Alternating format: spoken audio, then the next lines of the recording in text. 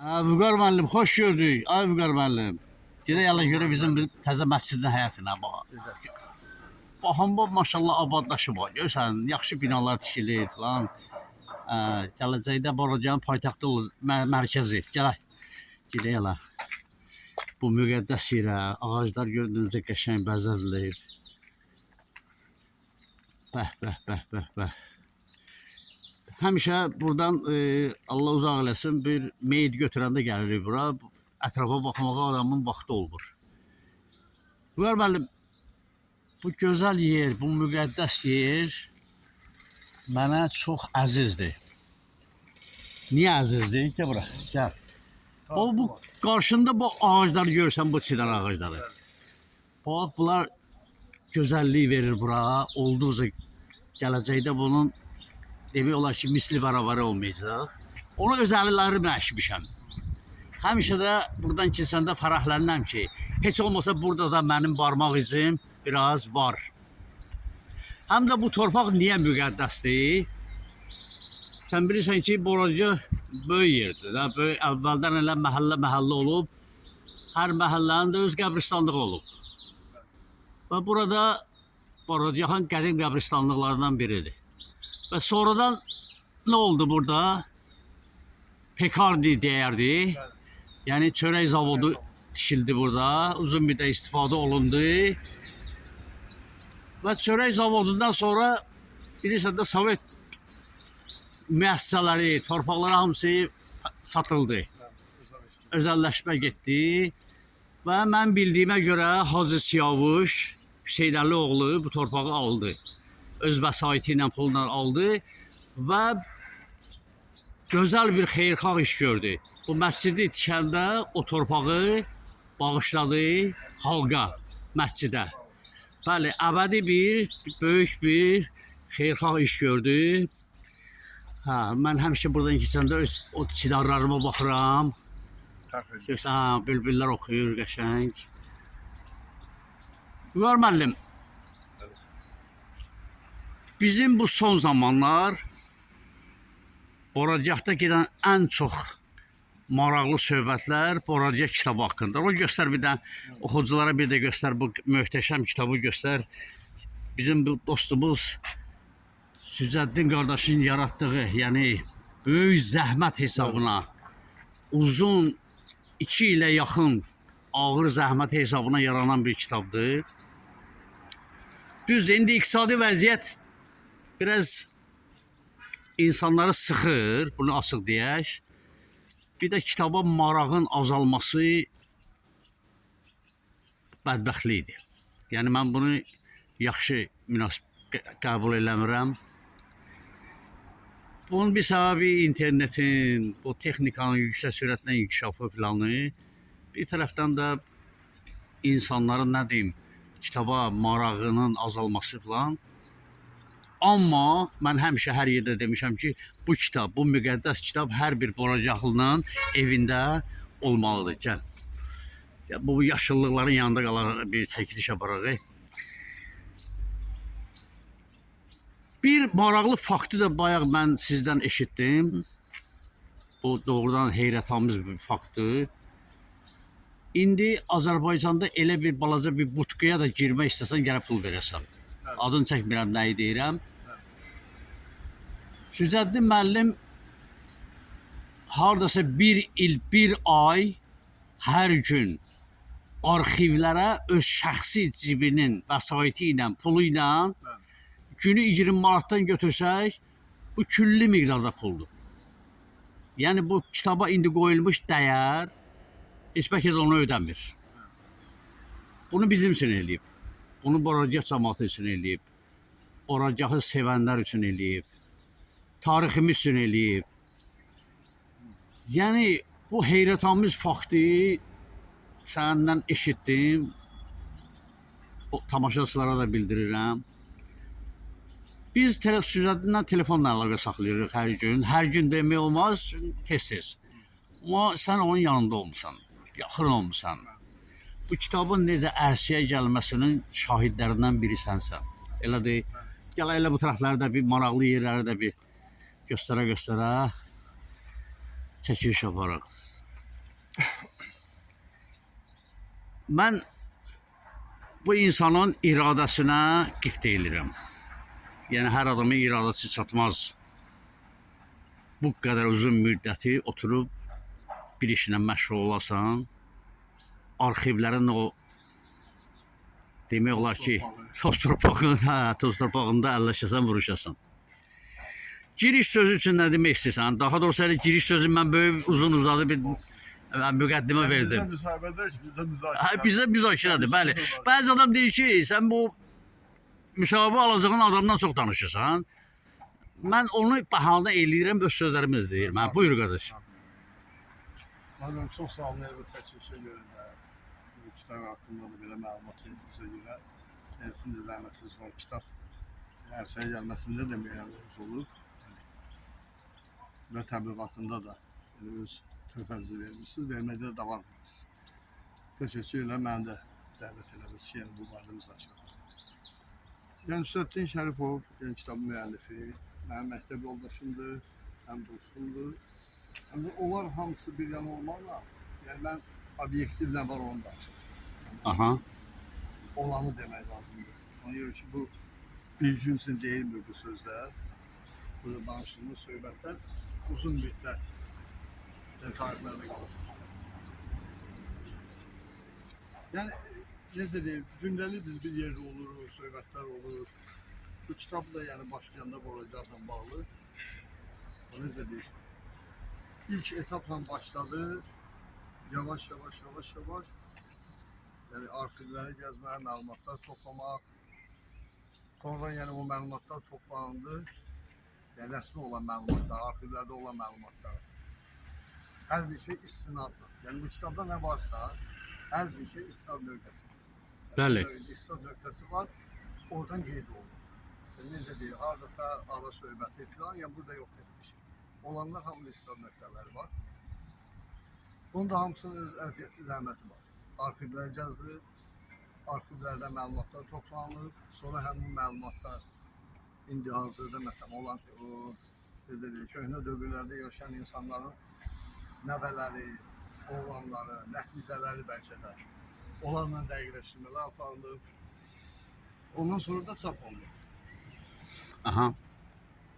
Yəni bu nəşr olundu, Allah işimizi gördü. Mən yəni bu kitabı elə hesab edirəm ki, belə deyil, Boracaqın vizit kartıdır. Yəni biraz da o pafoslu da olsa deyəcəyəm, Boracaqın konstitusiyası. Yəni mən belə qiymət verirəm. O da yəni dediyim kimi, dostum, məktəb yoldaşım olduğunu görə demirəm. Yəni həqiqətən bunun üstündə böyük əziyyət olur. Həqiqətən də burada Boracaqın müəyyən dövrləri, yəni əvvəlki dövrlərdən, indiki dövrlər kimi çox şeylər əksini tapır. Həm də, necə deyəm, bölgədə Boracaq məsələn o ticarət mərkəzi kimi, biraz məsələn insanları alverisi filan belə, yəni bir şey təəssürat yaratmışdı deyə Sovet dövrlərdə o mif demək olar ki, bu kitabla dağıtılır. Yəni necə dağıtılır? İstər səhiyyə, istər elm, təhsil, mədəniyyət, bütün sahalar, din, bütün sahalarda burada Boracaqda olan bu dövrlərdə, belə deyək, İnqilabdan əvvəlki dövr, Cümhuriyyət dövrü, Sovet dövrü, bir də indi müstəqillik dönəmində olan bütün məsələlər burada əksində. Yəni burada da əsasən məsələn göstərilir ki, Boracaq bölgənin əzəldən, coğrafi nöqteyi nəzərdən də mərkəzi olduğu sübut olur. Yəni nə ilə olur? İlklər demək olar ki, Boracaqda olur. Mən buradan bilmişəm ki, Boracaqlı mühəndislər haralarda nə qədər möhtəşəm binalar tikiblər. Boracaqın səhiyyə üzrə nə qədər tanınmış, məşhur insanları var. Maarifçiləri, şairləri, müğənniləri, hər sahədə. Boracaq təkcə dindarlığı ilə, alveri ilə məsələn götürmək olmaz. Bəli, bütün sahədə. Gəl görək oturacaq, nəm döysə oturaq, gecə yağış yağıb. Mən Vüqar müəllim bir dənə şey qoy tamaşaçılara deyim. Mənim müsahibim, bugünkü bu cavan oğlan, bu gözəl insan Azərbaycan Jurnalistlər tanınmış, yani demək Yani dövbe oldu. hə, jurnalistlərdən biri. Oracağın jurnalist oğlu, savadlı oğlu Vüqar Yusifov. İndi bədbəxtçilikdən bu jurnalistikanın faciəsi gəldi, bu faciəli dövrünə düşdüyü üçün sən o sənətdə oradan Ben uzaqlaşdın. hukuk təhsil almışam. Hüquq? Bəli. Aha. Demək olar o sahada da işləmişəm müəyyən dövr. Müəyyən. Sonra jurnalistikada da işləmişəm. İndi özəl fəaliyyət, yəni. Gəl. Gəl burada Həm də görək. mən kitaba biraz da hukuki cəhətdən də yanaşanda, Aha. o cəhətdən də bir yanaşma var da. Bəli. Yəni yanaşanda, yəni mən necə deyim, o üstünlüyü nə verir bu kitabda? Bütün burada əksini tapan mövzular hukuki cəhətdən də əsaslandırılır. O da nə ilə? Belə deyək, arxiv sənədləri ilə, bütün yəni detalları ilə hamısı hukuki cəhətdən də tam əsaslandırılır. Yəni burada demək olar o dediyim kimi ana söhbət etməsə bir şey. Burada olan hamı tam arxiv sənədlərindən öz əksini tapır. Bütün məsələ. Bəli, bəzi adam var, hansısa bir rəqəmin bir dənə səhv düşməsini böyük bir faciə kimi qiymətləndirir. Mən kitab çap elətdirmişəm, 7 kitabın müəllifiyəm, siz bilirsiniz. Mən kitabı çap eləyəndən sonra varaqlayıram, görürəm ilahi, nə qədər özüm də, redaktor da, mətbəə də nə qədər səhvlər eləyib. Və hətta bir müddətdən sonra kitabı çap eləməyə peşman oluram, elətdirməyə. Belə şeylər çoxdur. İndi Azərbaycanda deyim, bu mətbuatda ən çox da bu nəşriyyatda oturanların əksəriyyətin sıravi adamlar nəşriyyatda. Yəni o kitabı çap eləyən adamlar ki var. Mən bəzən indi hər şeyi burada deyə bilmirəm. Mən bəzən o naşirə deyirəm ki, o adama deyirəm ki, nədir sən o işlətdiyin adamları hardan gətirmisən, yığmısan oraya elementar bir şeyi kitabda düzüb qoşa bilmirlər. Məsələn belə şeylər olur. Bəli. O arası mexaniki səhv. Mexaniki Yəni səhvlər. ola bilir elə şeylər. Yəni necə deyim, böyük belə bir işə görə, yəni biz yaxşı bir şeylər qabardıq da. Bəli. Nəyə görə? Məsələn, o müəyyən söhbətlər olur, incillər olur. Kimisə adı olmadı burada. Hə, falan kəsdir. Mənim adım var bəyəm orada. Yəni- Adam Onsuz, yəni son zamanlar belə düz indi öz fikrim var başqa. Mesela bizim bu hörmətli Akif müəllimin dediyi gözəl söz vardı. Sizlə olan müsahibədə mən baxmışdım ona. bəli, oturalım Başka burada. bir gözəl sözü vardı orada. Deyirdi, yəni burada götürüb kimsə dayıoğlu, biboğlu, qardaş, əmi belə söhbət eləsə, yəni bu olmur da parçalanır. Yəni belə şey, bu ümumi yersin olan bir şeydir. Yəni bu ümumi bölgə açılır. Yəni qonşu kəndlər, bölgəsin olan bir şeydir. Yəni çox yenə dediyim kimi böyük zəhmət əsasında bu ərsəyə gələn bir şey. Yəni durub biz orada xırda bir şeyləri, primitiv olan bir şeyləri. Bəli, xırdaçılıqları böyütmək olmaz. Böyütsə, yəni o bir yəni düzgün deyil, o qiyməti vermək düzgün deyil. Yəni nəsə bir iş olanda onu qiymətləndirəndə yaxşı bir şeylərdə, yəni yaxşı olan, daha Yaxşı tərəfini yaxşı tərəfi işıqlandırmaq daha lazımdır. Bəli. işıqlandırmaq lazım. Mənim dostum var, Siyavuş Süleymanlı. Keçmiş Port İlişdə yaşayır. Ondan müsahibəm də var. Evinə getmişdim. O hardasa 1000 cildlik Port İliş haqqında yox, daha doğrusu ona dair bütün sənədləri ora toplayır da, tarixi sənədləri falan. Mən o kitabı varaqladım, 2 cilddən ibarətdir. Demək, çoxu tarixi sənədləridir. Sənədləri bütövlükdə ora həkk eləib, nəşr eləmişdim. Möhtəşəm kitabdır. Və o eşitdi, o Boracanla əlaqəsi böyükdür onun, genişdir. Həm də ona görə ki, onların əsli Əsədullayevlər buradan köçüblər. Evet. Bu rəhmətli Firuz kişinin həm də kürəkənidir, yezdəsidir. O eşidəndə ki, Boraca kitabı və deyəsən ona çatıb bu kitabdan, yəni bilmirəm necəsə mənə zəng elədi və xeyli danışdıq. Və xeyli alqışladı, təriflədi, bəyəndi, belə. Yəni savadlı insanların qulağına tez çatır belə şeylər. Buyur davam elə. Demək olar üstün sözdə qüvvət, yəni Boraca olsun, ya kənar kəndlər olsun bölgədə, ziyalı olan təbəqə oxuyub eləyəndə baxanda düzgün qiymət əsasən. Yəni müəyyən qism dedim, bir neçə istisna ola bilər. müəyyən obyektin, subyektin səhərlərdən başqa fikirlər söyləyirlər. Əsasən demək olar yüksək fikir. Vüqar müəllim, mən istəyirəm söhbətin istiqamətini bir balaca başqa tərəfə çevirim, dəyişim. Bayaq o bizim dostumuz, həm yerlimiz, hüquqşünas Çingiz Bəşirov dedi ki, falan qədər götürmüşdü, gəldi təzədən yenə də o kitabdan götürdü, yəni qohumlarına, dostlarına paylamağa.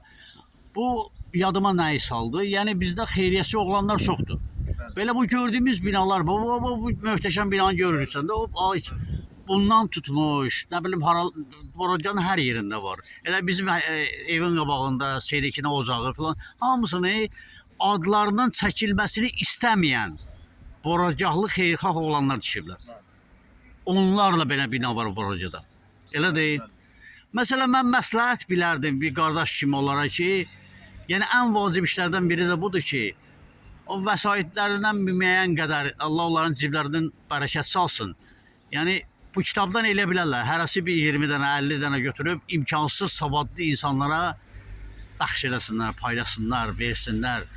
Yəni, oğlanlar var da, düzdür, güc imkanları yoxdur, istəyirlər amma imkanları yoxdur, bəli. Yəni, bu, belə bir şey olsa daha yaxşı olar. Yaxşı fikirdir, yəni, necə deyək, yəni, onu Allah qiymətləndirməlidir. Yəni, eləmək istəyən adamlar, yəni, o problem deyil, onu eləmək olar. Yəni, o kitabda təşkil olar, onu, necə deyək, bölmək də onu olar, yəni, yerə, kimə lazımdırsa, vermək də olar. Sizdən ki, maddi vəsait ödənirsə, yəni, o şeylər problem yoxdur. Mən əvvəldə, bəli, bu kitabın satılması ona görə vacibdir ki, yəni Süzəddin müəllim indi bizə boyun almır, o qədər qürurlu, məğrur insandır ki, yəni külli miqdarda buna vəsait sərf edir. Ola bilsin, lap belə gedib bankadan kredit də götürüb, o da ola bilər. Ya borc da alıb kimləsə, o da ola bilər. Çünki bir il, bir ay arxivlərə hər gün pul ödə, get, gir ora, borcu haqqında. Onu desəm, mən də açıqladım, mesələsində bəlkə, yəni özüm oldu dedim onu. Yəni o, məndən başqa da bəlkə 2-3 adama deyilməyib o söz. Bəlkə mən sirr açdım deyirsən, yəni. Yəni bu deyirsən bizim ziyanımıza olan faktdır. Yox, ziyanımıza deyil, yəni niyə adamın əziyyəti olur da, yəni bunu niyə deyək? Mən yenə əvvəldən dedim, yəni dost yoldaş olmaqla yanaşı, yəni mən nə var obyektiv olanı deyəcəm. Yəni ona görə olanı dedim ki, yəni bu əziyyət çəkilib, bu olunur. İndi onu da siz deyən imkanlı olanlar, yəni vəsaiti ödəmə imkanı olan adamlar, yəni bunu eləsələr yaxşı olar, yəni yaxşı bir şey. Bu mənim şəxsi bir şey. Yəni o Süzəddin Şərifovun bir adiyyəti yoxdur. O barədə də demək olar biz elə söhbətimiz oldu. Vüqar müəllim, bu kitabda sizə indi deyək də ən möhtəşəm, ən xoşunuza gələn faktlar hansılardır? Məsələn, belə deyək. Oğlum, faktlar çoxlu oldu. Hardasa deyim, mən 300 səhifə yaxın oxumuşam. Yəni, necə deyim, gündəlik 15-20 səhifə oxumaqla, həm o yaddaşa yaxşı hopsun qalsın o mənada. Həm də vaxt baxımından da elə edirəm ki, ona rahat vaxt ayırıram. Yəni, tələsik nəyəsə oxummaq yox. 300 səhifə kimi oxumuşam, qalan da bu səhifələrdən də müəyyən qədər baxmışam. Ola, bayaq dediyim şey var sizə bir. Dedim, bu kitabın, o Boracağın vizit kartıdır. Yəni, onu nəyə görə dedim? Haradasa kimsə indi Boracaqlı, belə deyək, lap 18-20 yaşında. Çıxıb buradan gedibsə? Mən lap gedib, kimsə yox, indinin özündə. Ona deyəndə ki, kimsən sən, haradan çıxmışsan, Boracağı deyəndə elə bunu təqdim eləsə. Yəni onu oxuyub, oradan məlumat versə? Məlumat versə, az, çox yox, az miqdarda məlumat versə, biləcəklər kim haradan çıxıb, nə deyək. Haradan gəlir, kökü haradan gəlir, özəyi nə olur, bu yerdən kimlər çıxır, hansı şəxsiyyət. Vüqar müəllim, sənin arxanda o küçə var ha, ora vaxtilə küçə olmayıb deyəsən, ora vojor olub, bazar. Eşitmirsən də? Vojor qəbristanlığın arxasında. Qəbristanlığın arxasında olan yer Qəznova. Orada olub, oradan sonra deyəsən bura köçürülüb deyəsən, mən eşitdiyimə görə. Hə. Deyəsən bura köçürülüb. Bura həm də bu oturduğumuz yer ki var, bayaq dedim də qəbristanlıq olub.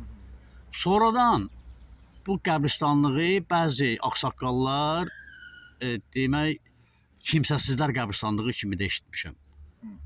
Nəyə görə ona sonradan bu ad verildi? Çünki müharibə dövründə, aclıq, fəlakət illərində Boracaqda olan uşaq evində nə qədər uşaqlar ki həlak olurdu acından, xəstəlikdən, gəlib burada dəfn eləyiblər. və baxımsızlıq olub uşaqlara qarşı. Hətta deyir o qədər uşaq gələrdi ki, Azərbaycanın hər yerindən, bəlkə də Rusiyadan da ad qoymağa belə bunların imkanı olmazdı. Yanvarda gələnlərə ad qoyarmışlar yanvar, fevralda gələnlərə fevral, aprel adı eşitmişəm, aprel. Deyimə, hə, bir söhbətimi tamamlayıram indi bu dəqiqə. Ondan sonra ki, 45-də ki, Adilşah bəyin oğlu Xanəli müəllim cəbhədən salamat qayıtdı, gəldi o uşaq evinin rəhbəri oldu. Ondan sonra tamamilə dəyişdi. Bütün o demək olar ki, səliqədən, sahamandan tutmuş, yeməyinə, içməyinə qədər. Hətta Yaşar deyir ki, mən Şuşada uşaq evində idim. Oradan mənə məlumat çatdı ki, Boradyaqda uşaq evində Bikə xalanın bişirdiyi yeməklərin adı, səsi, sorağı gedib o Şuşaya gedib çıxmışdı. Xanəli müəllim çox gözəl demək olar ki, qayda qanun yaratmışdı orada. Hətta Boradyaqda imkansız kişilərin, ailələrin uşaqlarını da gətirirdi orada, yedizdirirdi. Bir ikisi mənə deyirdi ki, bəli, əvəz Qəznovadan əvəz həmişə mənə deyərdi ki, o evə gedəndə bizə çörək verərdi ki, gedib ata-aruca da verin bundan. Yəni belə şeylər. Ha, burada həm də kimsəsizlər qəbristanlığı kimi də buranın adı eşitmişəm. Buyur, davam et. Yəni o dediğin söhbəti dedim, o ilklərdən biri də, yəni ilk bu bölgədə çox olan bir şey, ilk Boradyaqda olurdu. Siz dediniz, Xanə Əmrətəli elədi. Yəni uşaq evində o vaxt. Bəli. Dekton deyiblər o stilində, hə. Kəndlərdən də olur, Boradyaqdan da olur. Yəni o əvvəli kitabda o barədə var məlumat. Kökü belə olur ki, Boradyaqda olan qadınlar, xanımlar deməli yardım verilmişlər tək-tək kimlərləsə.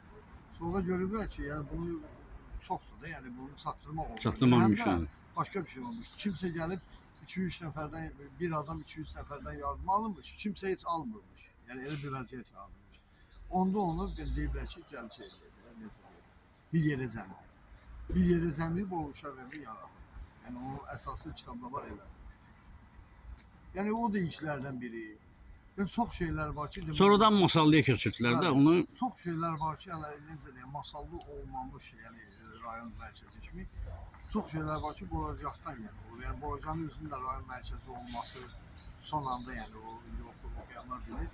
Son anda yəni o ləğv oldu. Məsələn, Boradyaq rayonu olmalıymış. Olmalıymış. Bu da ondan irəli gəlib ki, Boradyaq ərazisində təkcə yəni Boradyaq var demə məhəllələrlə birlikdə çox məscid olduğu üçün Sovet dövründə yəni Boradyaqın rayon mərkəzi olmasına bütün infrastruktur. Bəli. Məscid, hamamlar, yəni bu şərtdir. Yəni daşı indi qəbristanlıq varsa Boradyaqda 3 yerdə deyilir olması məsələn.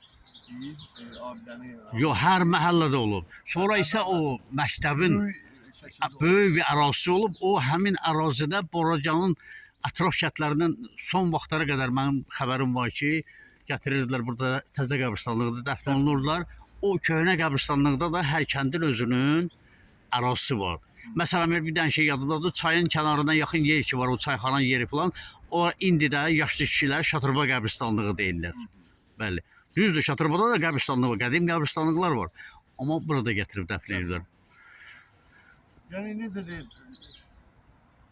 Boradyaqın yəni qədim tarixi olması, yəni bu çox şeylərlə təsdiq olunur. Yəni həmçində qəbristanlıq bir yerdə olursa, o başdaşlarda o tarixlər varsa, nə qədər siz də məsələn necə deyək, silinibsə var belə.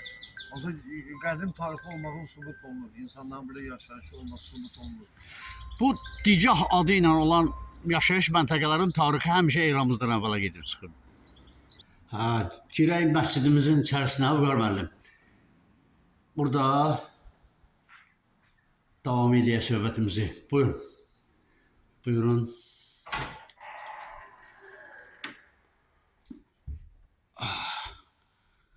Bu möhtəşəm binanı, tarixi binanı bizə bəxş edən oğlanların canını Allah sağ eləsin. Yəni, bu misli bərabəri olmayan bir tikintidir. Mən bu tikintinin demək hər gün görürdüm, hər gün də şəkillərini çəkirdim. Qalxa-qalxa onun şəkillərini çəkirdim. Hə, o minara hazır olandan sonra çıxdım minaradan çəkiliş eləməyə. Yoldaşlardan biri Allah rəhmət eləsin, dünya malı zarafata dedi, düşərsən oradan, sonra səni tapmaq olmaz. O faktlar hamısı yanımdadır. Hə, Vüqar müəllim. Demək, bayağı bir dənə yaxşı faktı yadıma saldınız. Mən burada bəzən qədim kişilər haqqında söhbət eləyib qoyanda, yazanda cavan uşaqlar mənə yaxınlaşırlar. Müəllim, nə yaxşı söhbətdir. Bizdə belə insanlar olub falan. Yəni mənə xoş gəlir. Çox ləzzət edir ki, cavanlarımızın içində də var. Keçmişimizlə maraqlananlar, baxanlar, öyrənənlər, ardını istəyənlər, ardı da gəlsin, yazırlar, ardı da gəlsin. O mənə çox qol qanadı verir, ləzzət edir. Məsələn, bu mövzuda bayaq söhbət eləmək istədiniz. Buyurun. Var, yəni o sevindirici aldı. Yəni nəyə görə? İndi biz baxanda biraz o müəyyən qədər o danışıqlarda cəmiyyətin biraz vaqitliyinə, ya nədənsə bir özümüz necə deyək, öz aramızda da, yəni o geniş kütləsini demirəm. Biraz narazılığımız olur ki, yəni biraz bəlkə qiymətləndirilmək istədiyimiz kimi falan olur. Yəni cəmiyyət də bir üzlü deyil. Yəni demək olar hər üzlü var cəmiyyətin. Hər kəsim var. Hər kəsin öz fikri var. Kimsə başqa cür yanaşır. Biz Gənclərin üstünlüyü, yəni mən onun şahidi olmuşam, var. Yəni mənim də yaxınlarımdan var. Kənarda adamlar var ki, zəng vurur, maraqlanır, kitablarda olduğunu soruşur, oxumaq istəyir, məlumat almaq istəyir, keçmişini bilmək istəyir. bəli. Yaxşı aldı, yəni sevindirici aldı. Yəni belə hallar daha çox olsa, biraz da yaxşı olur. Və mənim biz 44 günlük müharibəyə qədər müasir cavanlara başqa cür yanaşırdıq. Telefonla selfie çəkdirən, nə bilim hara çatdı telefonla, nə bilim qulağında o qulaqcıqla gəzən cavanlara deyirdi ki, bunlardan bizim gələcəyimiz bulardır. Onlar müharibədə nə oyun çıxartdılar? Qəhrəmanlar göstərir.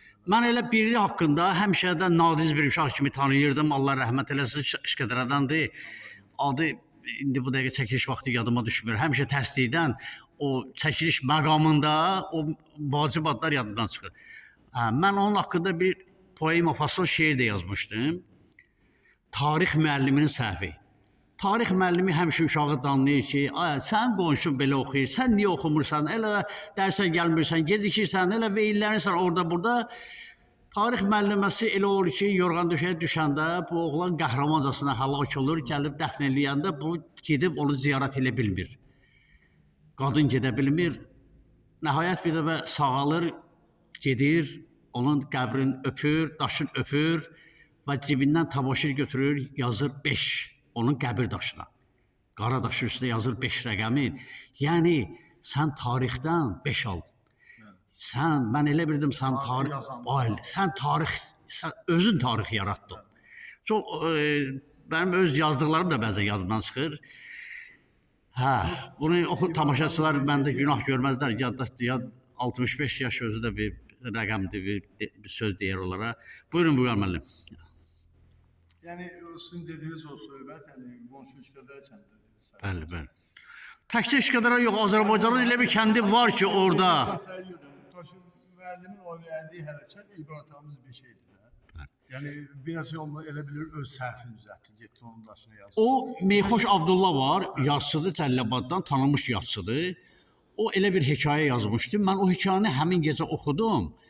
Mənə o qədər təsir etdi. Mən hala bilmirdim. Lalayev yadıma düşdü familiyası. Demək, o hekayəni oxudum, dərhal bu şeir, poema yarandı. Və onu göndərdim Meyxoş müəllimə. Oxudu, dedi, sənin şeirin mənim hekayəmdən də təsirlidir. Sən ildırım sürətli şairsən. Sən bunu necə bir gecənin içində yaza bildin? Gör, mənə necə təsir elədi ki, özündən asılı olmadan birdən böyük bir şeir yarandı. Mən onu bir neçə yerdə demişəm. Düzdür, şeir demə qabiliyyəti yoxdur məndə. O vaxt rəhmətli Xəlil Rza da məndə tənqid elədi ki, mən burada əzbərdən deyirəm, sən orada Məmməd Abazoğlu dəftər çıxardır, şeir deyir. Nəysə, mən onun sözü, rəhmətliyin sözü həmişə yadımdadır. Bəli, cavanlarımızın marağının artması belə şeyə bizi sevindirir. Bir müəllim kimi mən bunu deyirəm ki, mənim üçün də çox maraqlı hadisədir. Buyurun Vüqar müəllim, nə demək istəyirsiniz daha bu kitab haqqında? Yəni necə deyim? Son yəni dediyim kimi yəni bu balaca tarixi qaynaqlarda kitabı. Tarixi qaynaqlarda. Yəni müəllifi günahlandırma olmaz ki, sən bunu özündən yazmısan. Tarix, bütün faktları bəli. Bəli, sənədlər əsasında. Kitabın özündə də göstərilir hansı arxivlərləri bundan. Yəni Tiflisdə olan arxivdən sənədlər burada var Boroca haqqında. Bəli. O dərəcəyə kimi demək olar. Bakının müxtəlif, Azərbaycanın müxtəlif arxivlərində, Bakıda əsas yerləşir. Masalın rayonunda öz arxivində. Yəni bütün nə burada əks olunubsa, tarixi sənədlərə əsas demək olar əks olunub. Yəni bizim dəyərli bir əsərdir. Dəyərli əsərdir. Dediyim kimi, yenə sözümün sonunda demək istəyirəm, Boracağın vizit kartıdır uzun müddət. Hələ bundan sonra deyim, necə deyək, yarım əsr ya bir əsrdə hələ bundan sonra belə bir şey yaranmasını mən fikirləşə bilmirəm. Yəni bu dərəcədə bir əsərdir. Müəyyən şeylər ola bilər. Ancaq bu dərəcədə, bu əziyyətdə, həm də ki, demək olar burada əksər bir şeylər əks olunub. Müəyyən bir şeylər ola bilər, olmuyor. Burada ideal heç bir şey yoxdur. Kitab yenə əvvəlki sözümüzə qayıdırıq. Səhvsiz ola bilməz. Müəllif orada adını çəkib. Bunu Vüqar deyib, bunu filan kəs deyib. Müəllifi günahlandırma olmaz ki, bu səhvdir. Ya bu yanlışdır. Müəllif orada götürüb. Bu qoyub bura. Sözüm var, o müəllifi tap, o həmin o faktı deyən müəllifi. Onun ünvanına deyilən ki, bu qədər sən bu faktı səhv yazmısan. Yəni üzrən burada həm də Boracaq yox. Yəni bundan əvvəl yazılan kitablar ki var. Məsələn bölgə haqqında, tanışlar haqqında məsələn ayrıca. Onlardan yəni istifadə olunub burada. Həmin kitablarda olan faktlardan da bunun içində var, istifadə olunub. Bəli. Ünəmli müəlliflərin yazdığı da o da hansı bir tarix sənədlərə istinad olunub. Bəli. Yəni heç bir şey burada havadan götürülüb yazılmır. Belə. Bəli. Ona görə gözəl qiymətləndirirəm bu kitabı. Yəni necə deyək, bunun ərsəyə gəlməsi də gözümün qabağında olub. Demək olar ki, Şərəfdin Şərif ondan biz gündə yaxın yəni bir münasibətdə olan insanların yəni hər gün demək olar məlumatım olub, belə bir kitab çap olunmamış müəyyən şeylər haqqında məlumatım olub. Çox yeni, yəni mənə yeni olan bir şeylər burada yəni gördüm kitabda. Müəyyən qism demək olar kitablar mən oxumuşam, qeydlərim də var, yəni onunla bağlı ki, o çatışmamazlıqlar hər bir işdə var. Ancaq burada necə deyək, kütləvi şəkildə elə bir şey yoxdur. Həm də ki, bir neçə bir şey varsa, onu belə qabartmağın yəni mənası. Yaxşı bir şeyləri qabardaq da yəni. Bəli, daha yaxşı bəli. bir şeyləri qabardaq. Kimsə yenə deyirəm, Boroca üçün, yəni qəsəbəmiz üçün, bölgə üçün nəsə eləmək istəyirsə, qoy həvəslənib eləsin də, yəni ona görə. Hə. Biz niyə kimsə, ya müəllifi, ya kimsə ruhdan salaq ki, sabah heç kim o işin altına əlini qoymasın. Valla bu iş o qədər ağır iş idi. Onu mənə də o vaxt təklif elədilər. Mən onu dedim bacarmaram. Bu mənim işim deyil. Çox sağ olsun ki, Süzəddin müəllim bu boyda ağır işin altına girdi. Onu yerinə getirdi, uğurla yerinə getirdi. Allah onun canını sağ eləsin, imkanlarını bol elə, yaxşı eləsin. Və Vüqar müəllim çox sağ olun bu mümkün müsahibəyə görə. Biz səmimi söhbət elədik, biz dərdləşdik, danışdıq. İndi bu birbaşa çəkilişdir. Yəni burada mən hazırlaşmışdım, nə siz hazırlaşmışdınız. Odur ki, mənim də yorğunçuluğum virüsüdə gecə mən toydan çıxıb gəlmişəm. Demək, burada mənim də səhvim olar danışığımda. Ola bilsin sizdə də olsun. Bunu biz üçün günah saymasınlar. Əgər mənim günahım varsa, səhvim varsa yazsınlar ki, müəllim, sən falan yerdə səhv dedin ya falan şey. Yəni sözümün sonunda bir daha sizə təşəkkürümü bildirirəm. Bu həm də biz çəkiliş apara-apara Boracağın möhtəşəm bir binasını da işıqlandırdı müəyyən qədər. Ola bilsin bizim sözümüz yox. O video çəkiliş kimsinsə maraqlı olsun. Bəli. İndi yavaş-yavaş neyniyək? Gedək Rahimin çayından içməyə. Gedək. Rahim indi deyirəm, bu Çikoltiyan Rahimin qardaşıdır, belə deyirlər. Çikoltiyan əvvəl deyirlər Çikoltiyan Pasan, indi deyirlər Çikoltiyan Rahim. Bu qardaşımız Çikoltiyan Rahimin son beşi qardaş. Gedək. Şahin ortancıldır da, elə deyil. Bəli. Sizə də təşəkkür edirəm.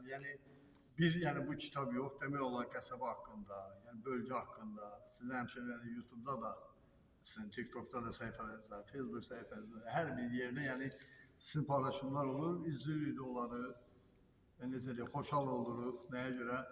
Yəni elə bir şey olur ki, o mənəvi bir şeylər var ki, hər şey maddiyyat deyil ki, mənəvi bir şeylər var ki, ona ehtiyac var. Biraz da kənarda olur. Ta ki, mən institut dövründən, universitet dövründən 92-dən sonra Bakıya məsələn yaşamışam. 30 ilə yaxın müddət edir. 30-dan yuxarı. Məsələn, hər dəfə qəsəbədən nəsə görəndə bir şey adama çox xoşal olur. Yəni yaxşı bir şey görəndə lap yaxşı. Yəni sevinir adam, necə deyək, öz doğulduğu, boyu başa çatdığı yer, ata-baba yurdu haqqında. Yəni siz də elə bir şeylər çox paylaşımlarsınız. Onu öyle hissedirsiniz. Sağ olun, çox sağ olun. Bəzi adamlara bu qoy sözümü deyim ki, bu məsciddə müqəddəs yerdəyəm. Allaha and olsun bu YouTube-dan, TikTok-dan, MikTok-dan hələ bir qəpik almamışam. Heç gözüm də yoxdur. Yəni elə fikirləşməsinlər ki, mən bunu nəyinsə xatirinə, maddiyyat xatirinə edirəm. Xeyr, hər bir boracaqlı, hər bir türküvalı, hər bir şatırbalı, hər bir mollubalı öz kəndi üçün, öz obası üçün, vətəni üçün əlindən gələn işi eləməlidir. Bəli. Bəli. İnsan bu dünyadan izsiz, soraqsız getməməlidir. Çünki biz insanıq. Allahın yaratdığı əşrəfi, Allahın yəni Yaratdığı ən gözəl varlıq. varlığı, bəli. Sağ olun bugünkü müsahibəyə görə indi nə qədər maraqlı olar, nə qədər maraqsız olar bunu tamaşaçılar deyərlər. Sağ olun buyurun. Gedək indi Rahimin çayını içək biraz. Gedək qardaş. Düş qabaq get.